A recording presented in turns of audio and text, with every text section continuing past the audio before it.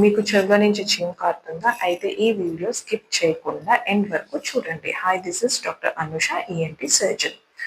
మీరు చెవి పద్దాక క్లీన్ చేసుకోవటం, తిప్పుకోవటం, చెవిలోకి వాటర్ వెళ్ళటం అండ్ ఫ్రీక్వెంట్గా జలుబు చేస్తుందా? అయితే చెవి ఇన్ఫెక్ట్ అయ్యి చీము కారే ఛాన్సెస్ ఉంటుంది. దీనివల్ల మన చెవి పొర ఏదైతే ఉంటుందో దానికి హోల్ పడుతుంది, which can lead to dangerous complications. So ఏంటి ఈ డేంజరస్ కాంప్లికేషన్స్ అంటే, మన చెవు ఎముక ఏదైతే ఉందో అది బ్రెయిన్కి దగ్గరలో ఉంటుంది. సో ఈ ఇన్ఫెక్షన్ లేట్ అయ్యే కొద్దీ ఈ ఎముక నుంచి బ్రెయిన్కి స్ప్రెడ్ అయ్యే ఛాన్సెస్ ఎక్కువగా ఉంటుంది. సో పద్దాక చెవు క్లీన్ చేసుకోవటం, ఇయర్బడ్స్తో తిప్పుకోవటం అండ్ చెవులోకి వాటర్ వెళ్ళటం వీలైనంత వరకు అవాయిడ్ చేయాలి. అండ్ ఫ్రీక్వెంట్గా జలుబు చేస్తుంది అనుకుంటే మాత్రం మనం వెంటనే స్పెషలిస్ట్ని కన్సల్ట్ చేయాలి.